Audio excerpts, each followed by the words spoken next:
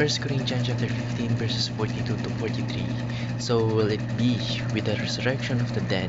The body that is sown is perishable, it is raised imperishable. It is sown in dishonor, it is raised in glory. It is sown in weakness, it is raised in power. Magandang araw, ang tatalakayin po natin ngayong araw sa ating daily devotion ay ang raised in glory. At ang una pong katuruan na natutuhan ko ngayong araw kay Pastor Russell Ocampo ay our bodies are expiring so fast.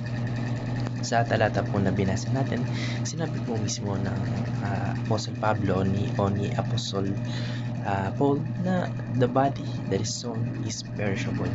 Ang ibig sabihin po nito ay yung katawan po natin ngayon ay hindi permanent. Nakaranas po ito ng pagtanda, panghihina, yung sakit, at eventually is death o kamatayan. Kung isipin po natin, bawat araw po ay parang countdown ng katawan natin. Kaya nga may wrinkles, white hair at mga body pains tayong nararamdaman o nag-a-appear naturally sa mga katawan natin.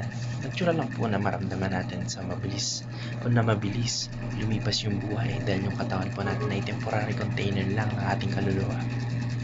Kapag alam po natin na expiring yung katawan, hindi dapat natin ibuhos lahat ng halaga o lahat ng identity natin dito. Kung ano po, bali yung kagaya ng lagi natin narinig na hindi lang dapat tayo nag-i-invest sa mga earthly things o sa mga worldly things, sa mga luho, sa mga bagay na kumukupas o eventually ay nawawala. Dapat nag-i-invest tayo doon sa eternally, which is sa ating spirit, dahil after this body, after this earthly body that we have, ay meron tayong eternal body na later on o sooner ay mas mapapakanabangan natin o mas maano natin, magagamit natin. So it reminds us na habang buhay pa tayo, gamitin natin yung oras at lakas natin sa bagay na may eternal value, hindi lang sa pansamantalang pleasure ng mundo. At ang natutuhan ko naman po sa pangalawang katuruan ni Pastor Russell Ocampo ay our bodies are redeemed by Christ.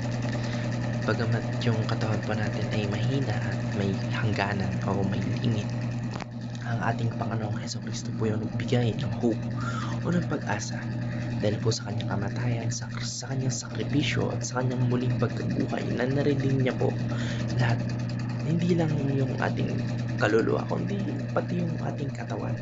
Sa Bible po, yung katawan po natin ay temple of the Holy Spirit. Ito po ay na-mention sa 1 Corinthians chapter 6 verse 19. Kaya hindi po ito walang halaga o ito po ay kabaliktaran.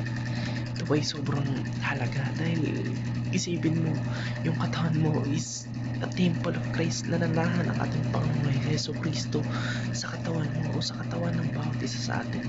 Binayaran ng ating Panginoon yung ating katawan ng kanyang dugo sa kabuuan o in whole. Kaya kasama po yung katawan natin sa kanyang pagtubos. Ibig sabihin po, kahit maranasan natin ngayon yung physical weakness o yung sakit, may assurance po tayo na hindi po ito yung final state ng ating body o ng ating katawan. May future po na promise na ang ating Panginoon sa Kristo ay magbibigay ng bagong katawan sa atin. Isang katawan na hindi na subject to sin, hindi na subject to sickness, hindi na nakakaranas ng bighati, at hindi na makakaranas ng kamatayan o death. Redemption means may bagong value at destiny yung katawan natin dahil kay Jesus Christ. At ang natutuhan ko naman po sa pangatang katuruan ni Pastor Russell Ocampo ay our bodies will be raised in glory.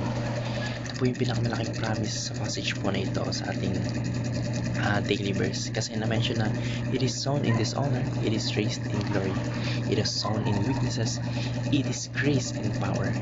Kapag po namatay yung katawan, para itong buto o seed na inihasik po sa lupa o parang ini-sprout sa lupa. Nung una mahina, nung una marupok at wala nang ganda o wala pang ganda. Pero sa muling pagbubuhay po o sa pag-usbong, magiging glorious po yung ating katawan. Hindi lang po ito restored sa dating state, kundi transformed into something far greater, which is immortal, glorious, powerful, at perfectly suited to live in eternity with God. Ibig sabihin po, lahat po na imperfection, lahat ng sakit, ng kapansanan o sugat na dala natin ngayon ay mawawala. Yung mga scars po at mga weaknesses ay mapapalitan ng kalulahatian na ipinangako ng ating Panginoong Diyos. Kaya yung fortune po natin as a believers ay puno ng hope. Hindi lang yung kaluluwa yung maliligtas, kundi pati yung katawan natin ay babangon na puno ng glory at power na galing sa ating Panginoong Diyos. Yun lamang po. Maraming salamat and God bless. Amen.